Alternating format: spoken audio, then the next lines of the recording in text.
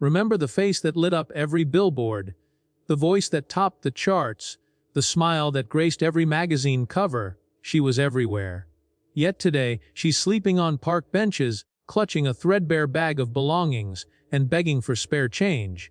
How did a global superstar end up so destitute, her name whispered only in sympathy rather than adoration? What missteps, betrayals, or tragedies could topple someone from life's highest pedestal to society's forgotten margins? In this video, we'll unravel the astonishing descent of a woman who once commanded sold-out arenas and now goes unnoticed under street lamps. Our story begins in the glittering dawn of her career. As a teenager, she broke into the music industry with a single-so radio, friendly it played on repeat across every station. Teen magazines plastered her image on their glossy pages, proclaiming her the genre's next big thing. She walked the red carpet at award shows, accepted trophies with tears of joy, and signed record deals rumored to be worth 7 figures before her 21st birthday. In interviews, she spoke of humble beginnings, the small town where she grew up, the single mother who worked 2 shifts to pay for voice lessons, and vowed to give back once fame and fortune arrived. Millions believed in her starry-eyed authenticity. The first red flags appeared quietly, buried beneath the glow of paparazzi flashes. Tabloid headlines hinted at contract disputes, whispered about industry heavyweights who claimed creative control. Yet for every murmur of discord, she posed for another cover shoot, smiled for another camera, released another platinum-selling album. The public saw only the sparkling veneer. Behind the scenes, attorneys negotiated ever stricter record, label clauses, and managers steered her into endorsement deals that paid handsomely but drained her creative energy. A string of profitable perfume launches and fashion lines padded her bank account, but kept her touring on a punishing schedule: 6 months on the road, 6 weeks home, 6 headline-gripping rumors of personal exhaustion. Still, she pressed on. Her fans, millions worldwide, took selfies with her billboards, tattooed her lyrics on their arms, and crowded her stadium shows. Suddenly, even the most loyal began to sense a shift. Her performances felt rehearsed, her interviews stilted, her once effervescent charm tinged with fatigue. Social media comments shifted from adoration to concern. "Hope she's okay. She seems so tired. When's her next break?" Managers insisted she was fine, doctors assured there was no health crisis. Yet beneath the scripted smiles lay a woman at her breaking point, desperate for a moment of normalcy. Then came the watershed moment, a public meltdown captured on video. In the middle of a sold-out concert, she froze. The music halted, cameras swiveled, fans gasped as she mouthed something unscripted, then fled backstage, her silhouette swallowed by the darkness beyond the spotlight. Footage leaked within hours, her screamed protests at a tour manager, her tears on the edge of the stage, her trembling hands clutching a torn set list.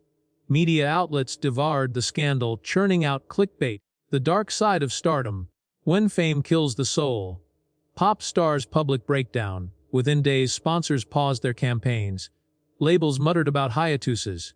Promoters postponed shows. The world watched her unravel in real time. That meltdown triggered a domino effect.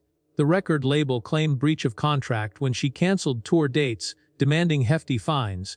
Management cut ties, insisting they could no longer meet her needs. Publicity teams vanished, and the social media machine that once fueled her stardom went silent. Bank accounts once flush with endorsements dwindled under legal fees and canceled bookings. Agents who once courted her phone calls switched to other hot acts. Within 6 months, she was replaced on magazine covers, traded in for fresher faces, her name relegated to footnotes in headlines about debates on mental health support in the entertainment industry. Unmoored, she tried comebacks that never quite landed. A stripped-down acoustic tour flopped. A reality show cameo drew only curiosity clicks, not genuine fans. Donations and crowdfunding campaigns sprouted online, generous strangers pounding digital tip jars to help her pay rent. But when the eviction notice arrived at her downtown apartment, she found herself locked out with nowhere to go. Friends reportedly offered spare couches, but few could endure the tabloid cameras and paparazzi stakeouts. Pride and privacy kept her moving, bouncing from one makeshift refuge to another. And so began her life on the streets. Today, she's a silhouette in a threadbare coat against the cityscape's neon glare. Passers-by slow their steps, feel a wash of recognition, yet avert their eyes, torn between guilt and discomfort. Some whisper, "Isn't that?" Others toss coins into her outstretched palm before rushing on. Homeless shelters know her name, volunteers snap her photo, tweet heartfelt pleas. She has lost everything, her fortune, her fame, even her identity. The question reverberates, can she carve a path back from oblivion? Or has the industry that created her deemed her expendable? In the sections ahead, we'll trace each turn of her tragic fall, the silent agonies of isolation, the legal entanglements that drained her assets, the betrayals by those she once trusted, and the personal demons that untethered her from reality. We'll probe interviews with insiders, parse court documents, and reveal the moments when her star both shone and shattered. Stay with us as we uncover how a once cherished icon became a modern cautionary tale, and whether redemption is still within reach for someone who lost it all. Within a matter of days after that fateful concert meltdown, her record label moved to file a multi-million-dollar breach of contract suit, citing canceled tour dates and repeated unethical conduct. Meanwhile, her former sponsors demanded repayment of advance fees they claimed she had misused on non-performance-related expenses. The paparazzi documented every bank-turned beacon of desolation, tow trucks hauling away rented cars, eviction notices papering the tour bus windows, and courier vans serving legal papers at rented Airbnb addresses. Each development stripped her wealth away faster than any financial advisor's worst nightmare. In private, she watched helplessly as funds drained, direct deposit accounts and emergency cash reserves dried up, leaving her with a fraction of the fortune she once boasted. With creditors circling like vultures, she faced the stark reality that her celebrity status could no longer shield her from ruin. As the lawsuits piled up, tension tore through the circle of friends and associates she once trusted. Her longtime manager, who'd negotiated her biggest endorsement deals, abruptly resigned, blaming irreconcilable creative differences and refusing to respond to calls. Her booking agent, fearful of reputational damage, returned hundreds of thousands in performance deposits rather than cue another failed appearance. Even friends who once celebrated her victories now hesitated to pick up her calls, worried that their own chances of success could dim by association. To make matters worse, her spouse filed for divorce, citing irreparable breakdown of the marriage, after what the petition dryly labeled numerous public incidents. Love and loyalty evaporated at the same pace as her bank balance, leaving her fiercely alone at the center of a storm that she could not outrun. With every professional relationship severed, the weight of isolation pressed in. Without a support network, she struggled to secure stable housing or even basic necessities. Rent checks bounced, phone numbers went unanswered, and the charitable foundations that once celebrated her as a patron now removed her image from their websites. Panic attacks visited her at night, dark whirlwinds of doubt that stopped her breath and drained all sense of hope. Instead of industry rehearsals, she found herself pacing in abandoned hotel corridors, scribbling desperate voicemails she never sent. Soon after, insomnia and anxiety became daily companions, while unguarded moments with a bottle of cheap liquor offered fleeting relief. By the time she realized how close she was to breaking completely, most of her personal belongings had already been sold or left behind in hastily abandoned apartments. Forced onto the streets, she confronted a reality more brutal than any headline nightmare.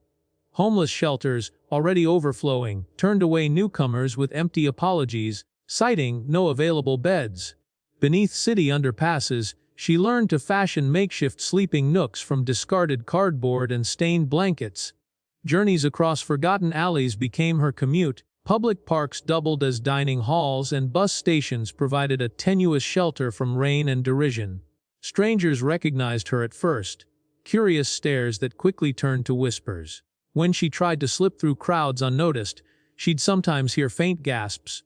As that, police occasionally escorted her from public sidewalks, citing loitering regulations. Each forced move cost her more dignity. Every scrawled eviction notice in an abandoned doorway reminded her that even ghosts had no place to rest. Social media oscillated between compassion and cruelty. A handful of loyal fans launched crowdfunding campaigns urging donations through encrypted payment apps, but the small sums collected did little to offset mounting debts. Viral concern posts generated likes in the thousands, yet lacked the sustained momentum needed to translate digital sympathies into meaningful aid. Tabloid websites gleefully recycled paparazzi shots, transforming her face into a story of schadenfreude rather than empathy. Meanwhile, televised "Where Are They Now?" segments interviewed armchair experts who lectured on the perils of fame, turning her downfall into a cautionary anecdote. Amid the flashbulbs and sound bites, her pleas for privacy and help vanished into the noise, leaving her to navigate a landscape where public fascination offered only fleeting attention and no lasting solutions. Yet even in the darkness, small flickers of hope emerged. A volunteer at a downtown soup kitchen recognized her from a childhood choir video and quietly slipped her a care package, a thermal blanket, protein bars, and a note urging her to hold on. One former backup dancer, reached through an old contact, managed to secure her a rehearsal space at a community center, opening a door, however narrow, for a possible comeback. Local grassroots theater directors discussed casting her in a benefit concert to raise awareness about mental health and homelessness. Move-in offers from halfway houses arrived alongside messages from fans who remembered the authentic warmth she once displayed between songs. Her road to redemption will test every ounce of her resilience and creativity. But rock bottom has a clarity all its own. One frigid morning, she awoke under a shelter tarp at the edge of a commuter train platform just as the first light pierced the skyline. Commuters streamed past her curled-up form, their steps echoing like a metronome of her own heartbeat, fast, anxious, insistent. A train screeched to a halt mere feet away. The rush of metal wheels on rails rattled her bones. In that moment, she realized fame had insulated her from life's harsher truths, and now, stripped of privilege, she confronted them head-on. Her mental health, already fraying, slid into crisis. Panic attacks seized her in the most inopportune moments. During a symphony performance she couldn't afford to attend, midway through a free yoga class in a public park, or while she rummaged through bins behind a jazz club for recyclables. Each episode left her gasping for air, certain she would pass out in view of strangers and become yet another viral anecdote. The very anxiety that had once fueled her electrifying stage presence now threatened to snare her in a spiral of self-doubt she couldn't escape. Substance abuse followed in the shadows of her sleepless nights. Cheap wine purchased with loose change became her go-to companion. Its numbing haze dulled the pain of isolation, but deepened the chasm between her and the woman she had been. Her reflection in storefront windows, pale, gaunt, eyes sunken, felt like a stranger's. On one dark evening, she staggered into a 24-hour pharmacy seeking aspirin for a migraine, prompting the clerk to offer coffee and a chair rather than barcode scanning. That small kindness broke through her fog for a moment, reminding her that empathy still existed beyond red carpet lenses. Even amid her descent, the public's reaction proved a study in contrasts. Commuters eyed her with varying degrees of horror or pity. Some rushed on, others paused only to record her plight on smartphones before ducking into passing trains. Yet a few people stepped forward. A grandmother in a wool coat pressed a granola bar into her hand. A teenager offered a bottle of water with an apology she didn't expect. A pair of veterans, recognizing the hollow gaze of someone who'd seen too much, tipped her a few dollars and shook her shoulder in solidarity. These moments of humanity were tiny beacons in her oppressive darkness, urging her not to vanish entirely. Determined to reclaim agency, she sought ways to channel her talent into survival. Open mic nights at dimly lit coffeehouses became her refuge. Balancing on wobbly stools, she performed stripped-down versions of her hit songs, her voice raw and rasping from exposure to wind and cold. Some baristas tutted when her frail rendition faltered, others fell silent, reminded of the powerhouse singer who once electrified stadiums. Tips in a battered guitar case clinked softly under her stool, offering a modest lifeline. Each applause, no matter how tentative, stoked a spark of purpose. If she could still sing, she could still fight. A local community center caught wind of her plight and extended an olive branch. a volunteer coordinator, moved by her story and her battered vocal cords, offered free rehearsal space and vocal coaching sessions. In a fluorescent lit practice room, she relearned breath control, posture, and the subtle art of connecting with an audience. The irony wasn't lost on her. She'd taught million-dollar production teams how to amplify her talents, and now strangers taught her how to salvage them. Yet she dove into the lessons with humility, embracing the process as both therapy and re-education. Legally, her contract battles took a hopeful turn when a public interest lawyer specializing in artist rights agreed to review her record label deal pro bono. He discovered ambiguous language that potentially voided the breach of contract suit, clauses allowing for renegotiation in the event of medical emergencies.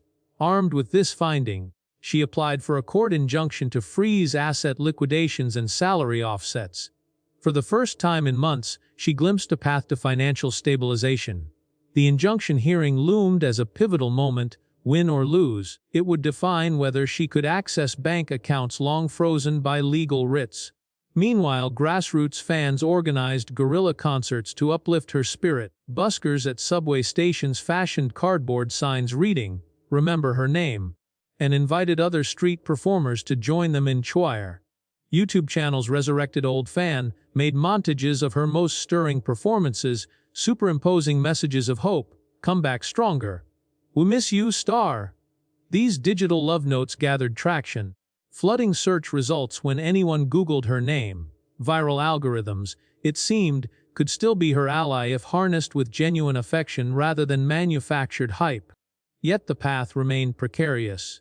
Eviction deadlines for her temporary lodging crept closer with each court date, and the volunteer-run shelters had waitlists. The volunteer coordinator warned that without a swift legal ruling or income boost, she'd be back on the streets before spring thaw. She knew the stakes. The longer she lingered in limbo, the harder regaining credibility would become. Her next steps, legal strategy, community outreach, vocal rehearsals, would have to align perfectly, or she risked the chasm of obscurity swallowing her for good.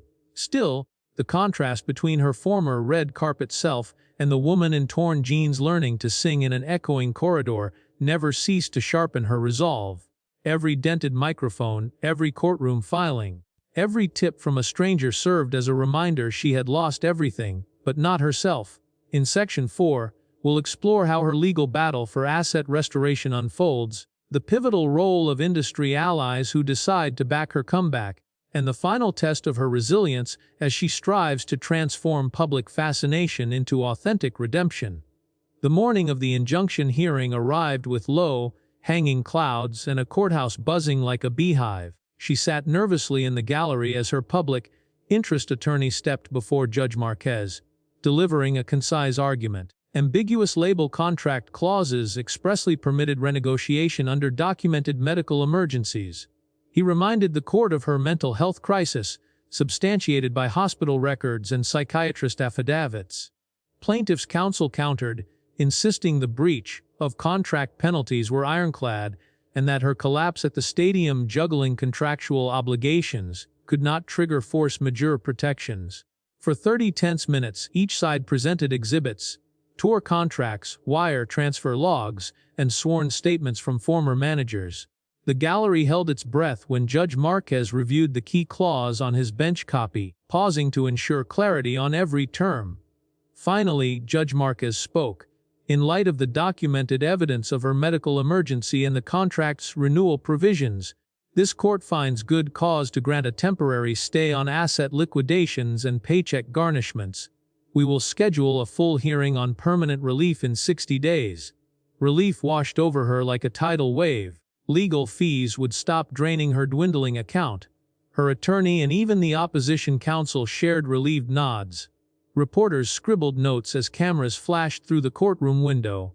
Outside, a small crowd of supporters, some anonymous donors, a handful of busking fans, jeered the paparazzi and cheered when she stepped into the sunlight, blinking through a moment of triumph she hadn't dared to imagine days earlier. With frozen assets now unfrozen, she moved swiftly to reclaim control of her remaining funds. Her first act was to finalize a scaled, back recording contract with an indie label run by a former backing vocalist who believed in her voice. Together they agreed to release a 5-track EP titled Phoenix Rising, with all streaming and download proceeds pledged to a new homelessness outreach fund. Industry allies volunteered services. A Grammy-winning mix engineer offered to work pro bono, a celebrity songwriter donated an original bridge lyric, and a mastering specialist waived fees to ensure the record's clarity. This grassroots coalition transformed her comeback from a one-woman scramble into a community-driven revival. Word of the EP, and its charitable slant, sparked a fresh wave of goodwill. Music blogs heralded Phoenix Rising as an authentic return, praising its raw instrumentation and her rasp, yet resilient vocals on the title track.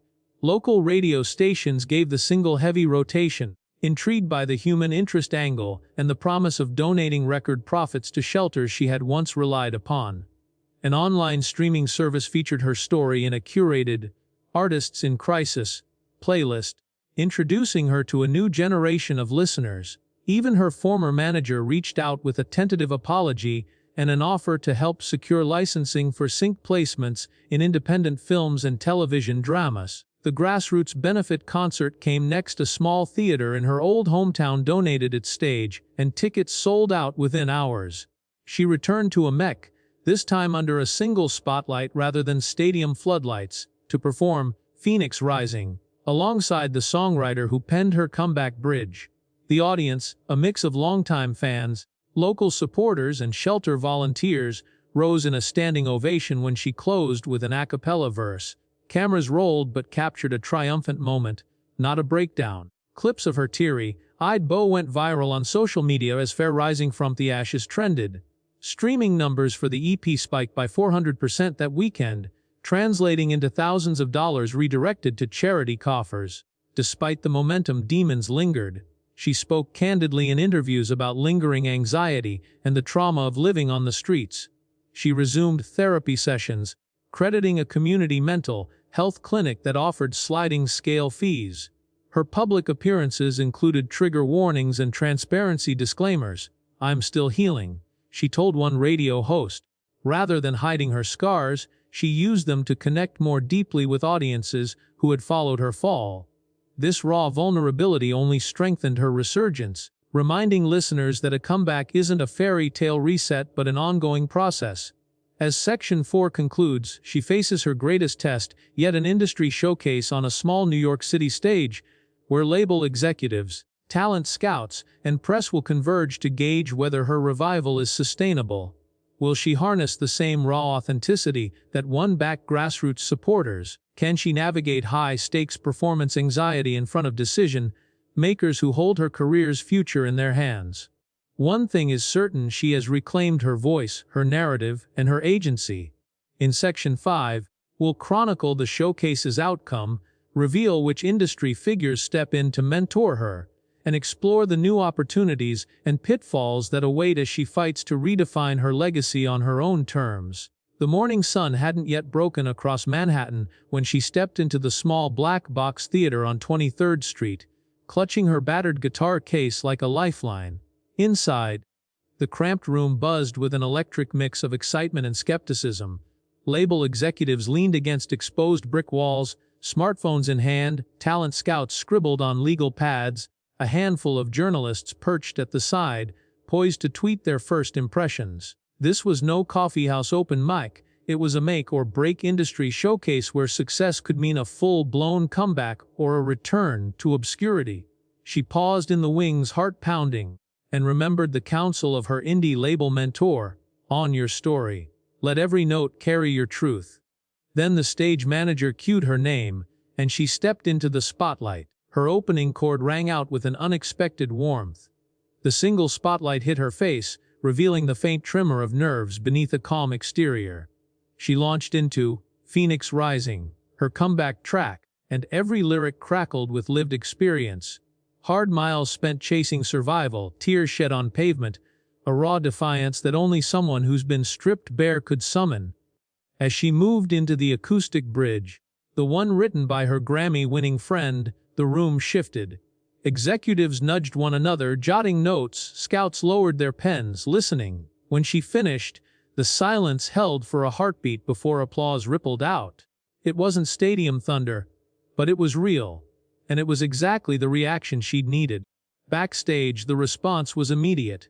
A veteran A&R director who'd once passed on her pop dance demos slipped her a business card and offered to arrange a meeting over coffee. A well-known booking agent approached with a tentative smile, saying, "I don't book homeless acts, but I'd book you." Even the young tech startup rep who managed talent analytics asked how quickly she could deliver demo tracks for an exclusive streaming playlist. In a corridor lined with graffitied flyers, her public interest lawyer greeted her with a firm handshake, quietly congratulating her on the injunction win that freed her assets. Never had she felt more buoyed by alliances forged in adversity. Each industry figure seemed ready to champion her vision, if only she continued to own her vulnerability. Within a week, her inbox overflowed. The indie label offered to finance a full studio session while guaranteeing her full creative control.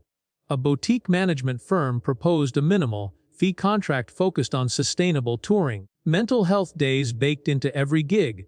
A social media strategist reached out, eager to redesign her profile around journey-based storytelling, rather than manufactured brand posts.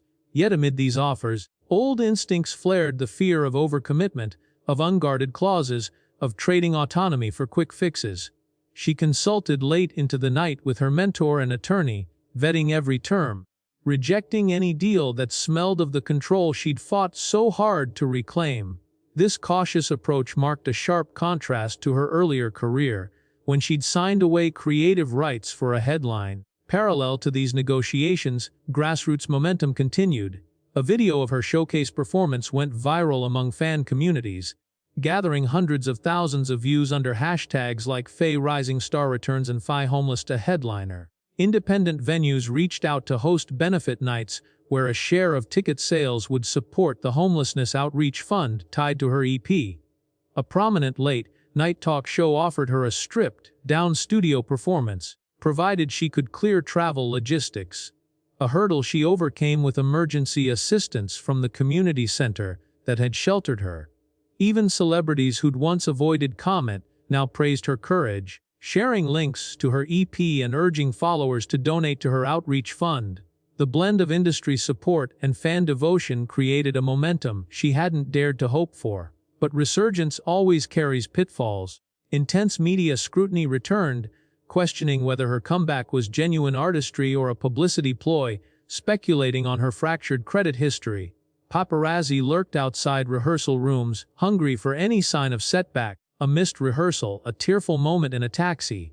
Contract negotiations dragged when multiple labels insisted on strings-attached social media quotas, branded content obligations, even a stipulation to include one commercial-style single alongside her indie tracks.